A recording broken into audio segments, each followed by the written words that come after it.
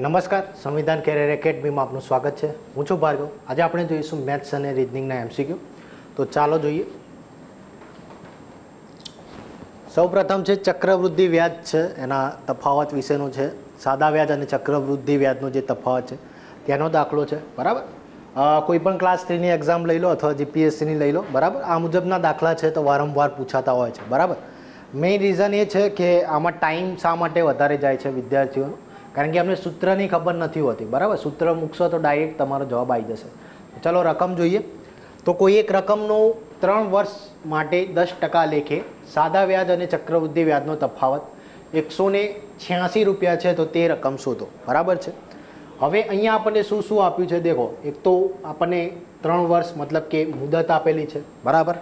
કેટલા ટકા લેખે મતલબ કે આર આપેલા છે 10% લેખે. આ સિવાય આપણને તફાવત પણ આપેલો છે, એ આપેલો છે તફાવત ડી 186 રૂપિયા, બરાબર. આપણે શોધવાનું શું છે? મુદ્દલ મતલબ કે પી શોધવાનું છે, બરાબર. તો અહીંયા 3 વર્ષ માટે કીધેલું છે, બરાબર. 3 વર્ષ માટે સાદા વ્યાજ અને ચક્રવૃદ્ધિ વ્યાજનો જો તફાવત પૂછવામાં આવે તો એનું સૂત્ર છે ડી બરાબર PR સ્ક્વેર 300 પ્લસ આર અને નીચે આવશે 100 નો ક્યુબ, બરાબર છે. હવે જે આ બધું જ છે, આ કિંમત છે કે એ આખી સૂત્રમાં મૂકી દેશો તો તમારો જવાબ આવી જશે. ડીની જગ્યાએ મૂકીશું 186. પી આપણને શોધવાના છે. આર કેટલા છે? 10%. 10% મતલબ 10નો સ્ક્વેર. આ સિવાય આર કેટલા છે? 300 વત્તા 10, બરાબર. અને નીચે છે 100 નો ક્યુબ, બરાબર. 10નો સ્ક્વેર છે, બરાબર, મતલબ કે 100, તો 100 નીકળી જશે અહીંયા, બરાબર. તો અહીંયા થશે 186 બરાબર પી. આ થશે 310, નીચે આવશે 100 ગુણ્યા 100, બરાબર. આ એક અહીંયા ઉડી જશે, બરાબર. હવે 31 છે અને અહીંયા છે 186, બરાબર. તો અહીંયા ભાગ ચાલશે 31 ગુણ્યા 6, બરાબર. કારણ કે 6 એકા 6, 6 તરી 18, તો 31 ગુણ્યા 6, બરાબર. આ 3 અહીંયા આ બાજુ જાય તો પી બરાબર કેટલા મળશે? 6000 રૂપિયા મળશે, બરાબર. તો જે તફાવત 186 રૂપિયા આપેલો છે તો એની મુદ્દલ શું થશે? તો એ થશે 6000 રૂપિયા. તો ઓપ્શનમાં આપેલા છે તો હા, તો ઓપ્શન એ છે 6000 રૂપિયા, એ આપણો સાચો જવાબ થશે, બરાબર. સિમ્પલ જ છે. મેઇન તમને જે છે એ સૂત્ર યાદ રહેવું જોઈએ. ચાલો નેક્સ્ટ એક્ઝામ્પલ જોઈએ. નેક્સ્ટ છે સમય, કામ અને મહેનતાણુંનો. જોઈ લઈએ. કોઈ એક કામ છે એ અને બી 12 દિવસમાં, બી અને સી 15 દિવસમાં અને સી અને એ છે 20 દિવસમાં પૂર્ણ કરી શકે છે. જો ત્રણેય સાથે મળીને કામ કરે તો કેટલા દિવસમાં આ કામ પૂરું થાય, બરાબર. મતલબ કે આપણે શું શોધવાનું છે? એ પ્લસ બી પ્લસ સી, મતલબ કે સાથે મળીને કેટલા એમને દિવસ લાગશે, બરાબર છે. તો 1 બાય 1 દરેકની જે કિંમત છે, જે એનું રીત છે એ પ્રમાણે કરીએ. સૌથી પહેલાં કીધું છે આપણને એ પ્લસ બી બંને ભેગા મળીને કેટલા દિવસમાં? 12 દિવસમાં કાર્ય કરે છે. બી અને સીને કેટલા દિવસ લાગે છે? એમને લાગે છે 15 દિવસ.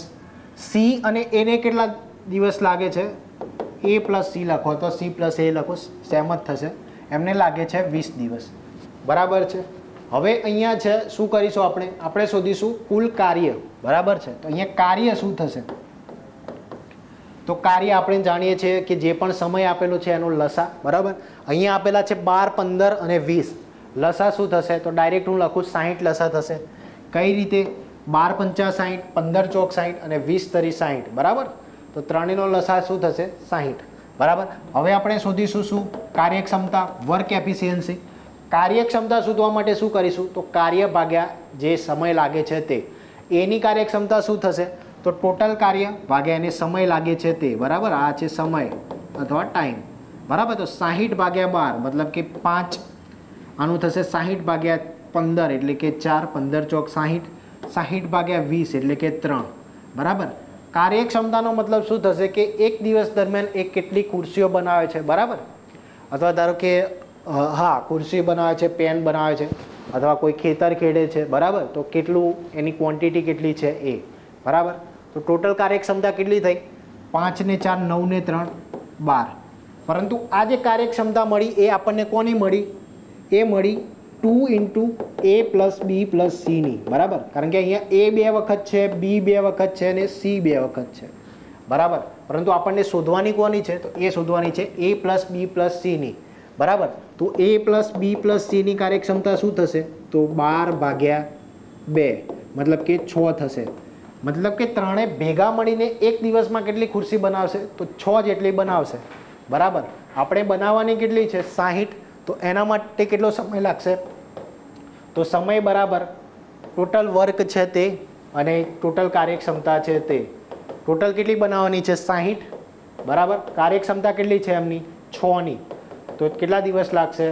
તો લાગશે એમને 10 દિવસ, બરાબર છે. તો અહીંયા જવાબ શું આવશે આપણો? તો ઓપ્શન ડી છે એ સાચો જવાબ થશે આપણો. 10 દિવસ લાગશે જો એ ત્રણે ભેગા મળીને કાર્ય કરશે તો. ચાલો નેક્સ્ટ એક્ઝામ્પલ જોઈએ.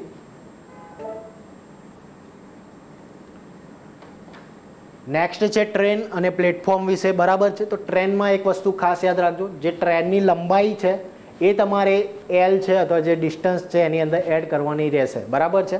કારણ કે ટ્રેનની લંબાઈ છે એને પણ ગણવામાં આવે છે, જે પણ તમે સ્પીડ ગણશો એમાં, બરાબર. આ સિવાય ટ્રેનમાં બીજી એક વસ્તુ યાદ રાખજો કે ટ્રેન છે એ કોઈ પુલ પરથી પસાર થાય છે, બરાબર. તો એ પુલની લંબાઈ પણ આપણે જોઈશું. ધારો કે કોઈ માણસને પસાર કરે છે અથવા કોઈ થાંભલાને પસાર કરશે તો એ નહિવત ગણાશે, બરાબર. કારણ કે માણસ છે તો એની લેન્થ એટલી નહીં હોય, બરાબર. પરંતુ જે પુલ હશે અથવા કોઈ પ્લેટફોર્મ હશે તો એની લંબાઈ ગણાશે. ચલો રકમ જોઈએ. એક ટ્રેન છે અને એક પ્લેટફોર્મ છે તો એની લંબાઈ સરખી છે, બરાબર. જો 90 કિલોમીટર પર કલાકની ઝડપે આ ટ્રેન પ્લેટફોર્મને 60 સેકન્ડમાં ઓળંગે તો ટ્રેનની લંબાઈ શોધો, બરાબર. ટ્રેનની લંબાઈ શોધવાનું કીધું છે. હવે અહીંયા આપણે ધારો કે ટ્રેનની લંબાઈ x છે, બરાબર. ટ્રેનની લંબાઈ શું છે? x. અને અહીંયા શું કીધું? ટ્રેન અને પ્લેટફોર્મની લંબાઈ સરખી છે, બરાબર. તો ટ્રેનની x હોય તો પ્લેટફોર્મની પણ x જ ધારીએ, બરાબર, કારણ કે બંને સરખી છે, બરાબર. હવે આપણું સૂત્ર શું છે? v બરાબર d/t, મતલબ કે ડિસ્ટન્સ અપોન ટાઈમ. ડિસ્ટન્સ શું છે? આપણે હાલ જ વાત કરી કે ટ્રેનની પણ લંબાઈ ગણીશું અને પ્લેટફોર્મની પણ ગણીશું. તો x વત્તા x, બરાબર. તો d બરાબર શું થશે? x વત્તા x, બરાબર. t કેટલા આપ્યા છે આપણને? t આપ્યા છે 60 સેકન્ડ, તો એ મૂકીશું નીચે. અહીંયા ટ્રેનની આપણને સ્પીડ કેટલી આપી છે? 90 કિલોમીટર પર કલાક, તો એ લખીશું અહીંયા, બરાબર. હવે અહીંયા દરેકના એકમ અલગ અલગ આપેલા છે, બરાબર. આપણને શેમાં શોધવાનું? ટ્રેનની લંબાઈ શોધવાની છે. શેમાં? મીટરમાં, બરાબર. તો કિલોમીટર પર કલાક છે એને મીટર પર સેકન્ડમાં ફેરવીશું, બરાબર. 60 સેકન્ડ તો આપેલા જ છે. હવે આ છે કિલોમીટર પર કલાક, બરાબર. એને મીટર પર સેકન્ડમાં ફેરવવું હોય તો એને 5/18 વડે ગુણી દઈશું, બરાબર છે. અહીંયા થશે 18×5 = 90, બરાબર છે. અહીંયા 25 થશે, 60 આ બાજુ આવી જશે, અહીંયા થશે 2x, બરાબર. અહીંયા થશે 30 × 60, અહીંયા થશે 25 × 75, એટલે 750 મીટર બરાબર x. x શું છે? x છે ટ્રેનની લંબાઈ અને પ્લેટફોર્મની લંબાઈ પણ x છે, બરાબર. તો આપણો જવાબ શું આવશે? 750 મીટર. તો એ ટ્રેનની લંબાઈ શું હશે? ટ્રેનની લંબાઈ તો એ હશે 750 મીટર, બરાબર. ચાલો નેક્સ્ટ એક્ઝામ્પલ જોઈએ.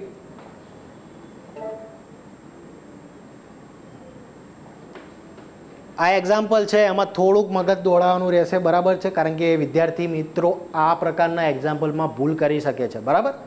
અમુક લોકો બેન્કિંગની પણ તૈયારી કરતા હશે, બરાબર. SSC staff selection commission. તો સ્ટાફ સિલેક્શન કમિશનમાં બહુ વર્ષ પહેલાં આ જે સવાલ છે એ પૂછવામાં આવેલો, બરાબર છે. થોડુંક મગજ કસવું પડશે. ચાલો જોઈ લઈએ.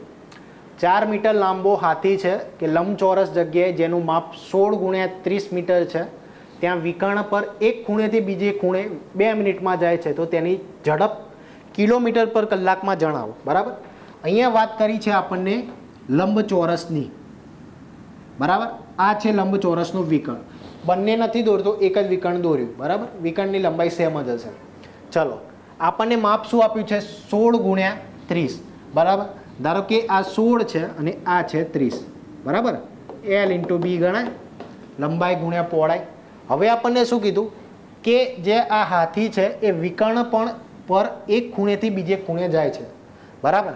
ધારો કે હાથી અહીંયા છે, એ વિકર્ણ પર એક ખૂણેથી બીજે ખૂણે જાય છે, તો એની સ્પીડ શોધવાની છે, બરાબર. હવે હાથીની સ્પીડ શોધવી હોય તો v બરાબર d/t, બરાબર છે. t ટી આપણને આપેલો છે, શું આપેલું છે 2 મિનિટ. આપણે શું શોધવાનું છે ડી, મતલબ કે આ વિકર્ણ છે એનું માપ શોધવાનું છે, બરાબર. હવે પાયથાગોરસનો નિયમ શું કહે છે કે આનું માપનો સ્ક્વેર પ્લસ આના માપનો સ્ક્વેર બરાબર આ શું થશે કર્ણના માપનો સ્ક્વેર થશે. ધારો કે આને એક્સ લઉં તો એક્સ બરાબર શું થશે અંડર રૂટમાં 16નો સ્ક્વેર વત્તા 30નો સ્ક્વેર બરાબર. 16નો સ્ક્વેર શું થશે 256, આ થશે 900 બરાબર. આ 56 ને 11 1156 છે તો એ કોનો વર્ગ થશે એ થશે 34નો વર્ગ બરાબર. તો એક્સ બરાબર કેટલા હશે 34 મીટર હશે બરાબર, કારણ કે મીટરમાં આપેલું છે. તો વિકર્ણનું માપ શું થશે વિકર્ણ થશે 34 મીટર બરાબર. હવે ડીમાં શું મૂકીશું આપણે 34 મીટર નહીં મૂકીએ. કેમ? આપણને હાથીની લંબાઈ પણ આપેલી છે. હાથી કેટલો 4 મીટર લાંબો છે, મતલબ કે હાથી છે એ 4 મીટર લાંબો છે, મતલબ કે અહીંયા એની સૂંઢ હશે તો અહીંયા એની પૂંછડી હશે બરાબર. એવું જોઈએ તો આ મુજબ જશે એરું બરાબર. તો આ 4 મીટર તો ઓલરેડી એને કવર કરી લીધું. હવે જે એની સૂંઢ છે એને જવાનું ક્યાં છે આટલા સુધી બરાબર. તો એની સૂંઢ અહીંયા આડી જશે બરાબર, મતલબ કે આપણે 34માંથી 4 મીટર નીકાળી દઈશું, મતલબ કે ટોટલ અંતર એને કેટલું કાપવાનું રહેશે માત્ર 30 મીટર અંતર કાપવાનું રહેશે, કારણ કે એને પહોંચવાનું ક્યાં સુધી છે બીજા છેડે સુધી. સૂંઢ એની પહોંચી ગઈ ત્યાં સુધી તો એ બીજા છેડે સુધી પહોંચી ગયો બરાબર. તો અહીંયા ટોટલ એને કેટલું ડિસ્ટન્સ કવર કર્યું તો એ કર્યું 30 મીટર જેટલું. તો અહીંયા ઉપર શું આવશે ઉપર આવશે 30 મીટર બરાબર છે. આ 30 મીટર છે જ્યારે આ 30 મિનિટ છે બરાબર. આપણને શેમાં શોધવાનું છે કિલોમીટર પર કલાકમાં બરાબર. હવે 2 મિનિટ છે એને કલાકમાં ફેરવવું હોય તો નીચે આવી જશે 60. 30 મીટર છે એને કિલોમીટરમાં ફેરવવું છે તો નીચે આવી જશે 1000 બરાબર. હવે આને સરખી રીતે લખીએ તો ઉપર આવી જશે 30 ગુણ્યા 60, નીચે આવશે 2 ગુણ્યા 1000 બરાબર. આ 0 0 ઉડી જશે, આ પણ ઉડી જશે. અહીંયા આવશે 3 દુ 6, આ થશે 3 તરી 9 ભાગ્યા 10 બરાબર, મતલબ કે 0.9 કિમી પર સેકન્ડ, કિલોમીટર પર કલાક બરાબર. તો આ શું થશે એની સ્પીડ થશે. તો અહીંયા જવાબ શું આવશે 0.9 કિલોમીટર પર કલાક બરાબર. ખૂબ જ અગત્યનું એક્ઝામ્પલ છે, પૂછાઈ શકે એવો છે બરાબર. ખાલી થોડું મગજ દોડાવવાનું રહેશે. જો તમે અહીંયા 34 ભાગ્યા 2 કરશો બરાબર તો એ 17 પ્રમાણે જે પણ તમારો જવાબ છે તો ખોટો પડી શકશે બરાબર. તો અહીંયા થોડુંક મગજ દોડાવજો. ચાલો નેક્સ્ટ એક્ઝામ્પલ જોઈએ.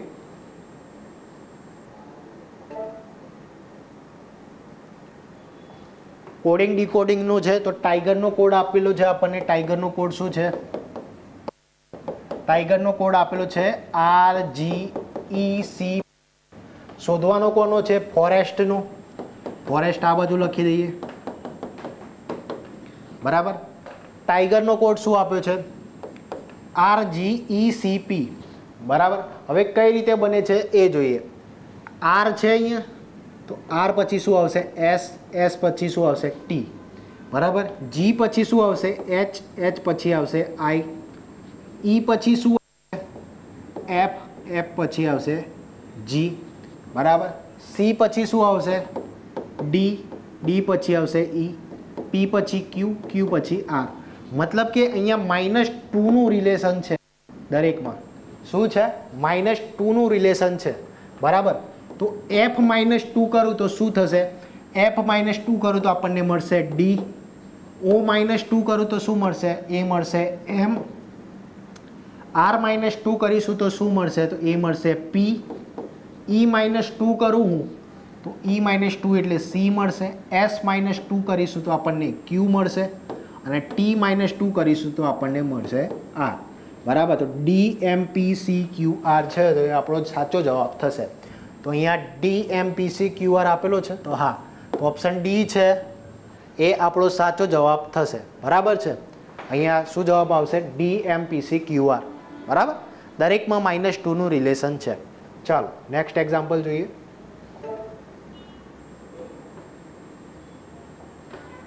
મહાવીર રોજ સવારે જાય છે. એક સવારે તે જુએ છે કે સૂર્ય તેની પીઠ તરફ છે તો તેનો જમણો હાથ કઈ દિશામાં હશે બરાબર. સિમ્પલ એક્ઝામ્પલ છે. દેખો ઉત્તર, દક્ષિણ, પૂર્વ અને પશ્ચિમ. બરાબર. મહાવીર શું જોવે છે કે સૂર્ય એની પીઠ તરફ છે, મતલબ કે પાછળની તરફ, તો એનું મુખ કઈ તરફ હશે? તો મહાવીર ધારો કે આમ ઊભો હોય, બરાબર, તો એનું મોઢું આ તરફ હશે, પશ્ચિમ દિશામાં. જ્યારે એની પીઠ કઈ હશે? પૂર્વ દિશામાં. મતલબ કે હું મહાવીર છું, હું જોઈ રહ્યો છું કઈ દિશામાં? પશ્ચિમ દિશામાં. તો મારો જમણો હાથ કઈ દિશામાં હશે? તો જમણો હાથ હશે ઉત્તર દિશામાં. તો જવાબ શું આવશે? જવાબ આવશે ઉત્તર દિશામાં, જમણો હાથ. બરાબર.